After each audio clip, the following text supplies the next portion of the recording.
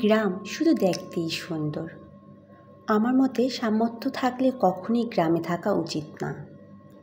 এখানে বেশিরভাগ মানুষ এতই টক্সিক যে তারা তাদের ব্যক্তিগত জীবনের থেকে আপনার জীবন নিয়ে বেশি চিন্তিত। আপনার চুল বড় কেন? আপনি বোরকা পরেন না কেন? অনার্সে পড়লেও মেয়ের বিয়ে দেন না কেন? বয়স 25 পেরিয়ে গেল, এখনও জব হয় না কেন?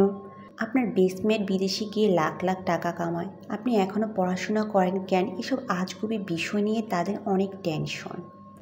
মাঝে মাঝে দেখবেন আপনার নিজের ফ্যামিলিও যেসব বিষয় নিয়ে চিন্তিত নয়, অন্য মানুষগুলো এর থেকেও বেশি চিন্তিত।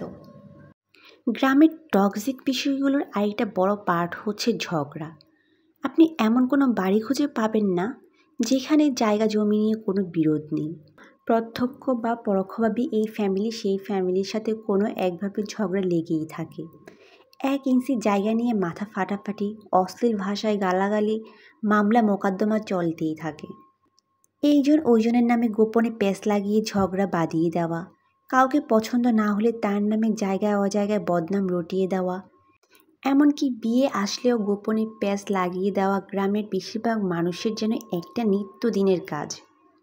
গ্রামের বেশিরভাগ মানুষই এতটা অজ্ঞ যে তারা সফটওয়্যার ইঞ্জিনিয়ার বোঝে না, ইলেকট্রিক্যাল ইঞ্জিনিয়ার বোঝে না, এমবিবিএস ডাক্তারের মানে বোঝে না। তাদের কাছে সরকারি চাকরি মানে পুলিশ, সেনাবাহিনী, প্রাইমারি স্কুলের শিক্ষক এইসবই। সেটা হোক কনস্টেবল, হোক সৈনিক, যাই হোক না কেন। আর একজন নার্সিংয়ে পড়া স্টুডেন্টকে যেভাবে ডাক্তার ভাবে, তেমনি সরকারি মেডিকেল এমবিবিএস পড়ুয়া কাউকে সেরকমই ভাবে। এলাকার একটি কলেজ থেকে ডিগ্রি পাশ করা মেয়ে আর ইউনিভার্সিটি থেকে মাস্টার্স করা একই জিনিস ভাবে। তাদের কাছে আপনি সরকারের কত গ্রেডের চাকরি করেন তার থেকে গুরুত্বপূর্ণ আপনি প্রাইভেট জব করেন নাকি সরকারি।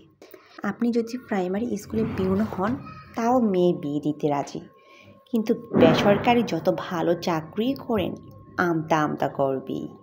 আর টক্সিসিটির সবচেয়ে বিরক্তিকর পার্ট হচ্ছে গ্রামের চায়ের দোকানগুলো। গ্রামের প্রতিটি চায়ের দোকানে চায়ের চুমুক উঠিয়ে গিবত দিয়ে, যেখানে কার বউয়ের বাচ্চা হয় না, কার বউ প্রেগনেন্ট থেকে শুরু করে রাজনীতি, অর্থনীতি, খেলাধুলা কোনোটাই গবেষণা বাকি থাকে না, যার অধিকাংশই আবার গুজব। এসবের মাঝেও গ্রামের কিছু আপনার শুভাকাঙ্ক্ষী থাকে, যারা আপনাকে বুঝতে চায়, বোঝার চেষ্টা করে, যারা অন্যের ব্যক্তিগত জীবন নিয়ে এত আগ্রহী নয়, যারা বুঝে উচ্চশিক্ষা অর্জনের থেকে বিদেশে চলে যাওয়া কিংবা কোনো কাজে চলে যাওয়া কখনই বেটার অপশন নয়, যারা চায়ের কাপে মিথ্যা আর গিবতের দোয়া উঠায় না, তাদের সেলুট। তারা আজীবন সম্মানপ্রাপ্য।